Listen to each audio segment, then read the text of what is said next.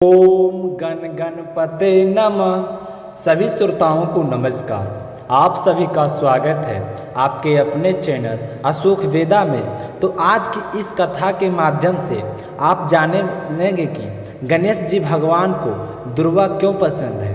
हिंदू धर्म में सभी देवी देवताओं की पूजा में कोई ना कोई खास विधि जरूर होती है।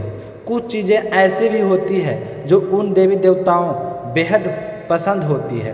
अगर हम उनकी पूजा में वह शामिल नहीं करते हैं तो वो पूजा पाठ अधूरा माना जाता है। उन्हीं में से एक है प्रथम पूज्य श्री गणेश जी। वैसे तो गणेश जी भी भगवान खाने पीने में बेहद शौकीन है। सारी चीज़ें जैसे लड्डू मोदक भगवान गणेश जी को बहुत ही प्रिय है। लेकिन इसके अलावा एक चीज़ और भी है, अगर हम पूजा में इसे शामिल नहीं करते हैं तो भगवान गणेश की पूजा अधूरी मानी जाती है, और वो है दुर्वा। भगवान गणेश जी की पूजा में दुर्वा अर्पित करना बहुत ही जरूरी माना गया है। क्या आप जानते हैं कि गणेश जी को दुर्वा क्यों पसंद है? तो आइए जानते हैं। इससे पहले कमेंट बॉक्स में गणेश भगवान की जय हो जरूर लिखिए। पौराणिक कथा के अनुसार एक बार देव ऋषि नारद ने भगवान गणेश जी को सूचना दी कि पृथ्वी पर यमराज जनक को अहंकार आ गया है। वे स्वयं को तीनों लोगों को स्वामी मानने लगे हैं और अहंकार आना अच्छी बात नहीं है। तो नारद जी की बात सुनकर गणेश जी महाराज सोचने लगे कि महाराज जनक का अहंकार तो मुझे ही तोड़ना पड़ेगा। इसलिए उन्होंने एक बूढ़े ब्राह्मण का भेष बनाकर और मिथिला जाकर पहुंच गए। वहां जाकर राजा से मिलने की इच्छा जाहिर की तो द्वारपाल ने राजा से कहे कि महाराज कोई बूढ़ा ब्राह्मण आया है, वह आपसे मिलना चाहता है। तो राजा जनक ने राजा कहे कि अंदर बुलाओ। तो जैसे ही ब्राह्मण राजा के सामने पहुँचे तो वहाँ पर जाकर प्रणाम करके कि महाराज मैंने इस नगरी की भव्यता के बारे में काफ़ी सुना है और आज मैं वही देखने के लिए आया हूँ। जैसे मैंने सुना था उसके अधिक पाया। तो महाराज जनक अपनी प्रशंसा सुनकर बहुत ही खुश हुए और कहने लगे कि ब्राह्मण देवता तुम्हारी क्या सेवा की जाए, आदेश तो दीजिए।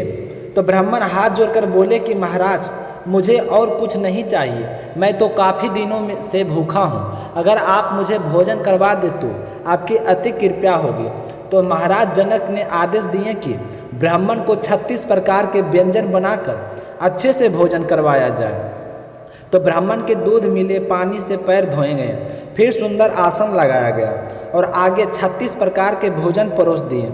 वह बूढ़ा ब्राह्मण आनंद देवता को नमस्कार करके भोजन करने बैठ गए। भोजन करते करते 36 प्रकार का भोजन था वह सारा समाप्त कर दिया। रसोई में बचा हुआ भोजन था वो भी मंगवा के ख़त्म कर दिए और कहने लगे कि महाराज मेरी तो भूख शांत नहीं हो रही है। तो नगरवासियों को आदेश दिए। तो फिर सारे नगरवासियों को आदेश दिए कि सारे के सारे अपने अपने घर से भोजन लेकर आएं।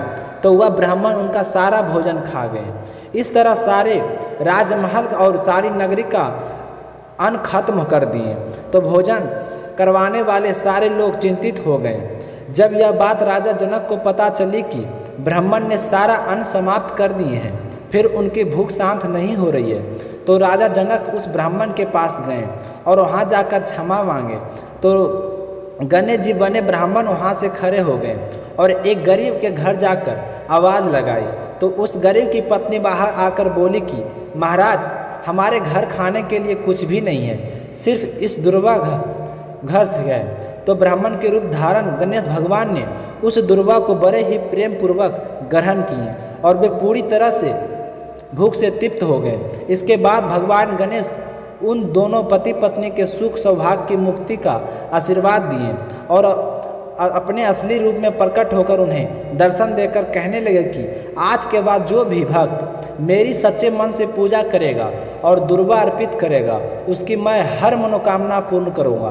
कहा जाता है कि तभी से भगवान श्री गणेश जी को दुर्वा चढ़ाने की परंपरा शुरू हुई है। दुर्वा को दुर्व अमृता अनंता महा औषधि कई नामों से जाना जाता है। सनातन धर्म में कोई भी मांगलिक कार्य हो हल्दी और दुर्वा के बिना पूरा नहीं माना जाता है। आज यह कहानी आपको कैसे लगा कमेंट करके ज़रूर बताइए और ऐसे ही छोटी छोटी पौराणिक कथाओं के लिए अशोक वेदा चैनल को सब्सक्राइब कीजिए। आप सभी का बहुत बहुत धन्यवाद। मिलते हैं अगली वीडियो अगली कथा में, तब तक अपना ख्याल रखिएगा। धन्यवाद।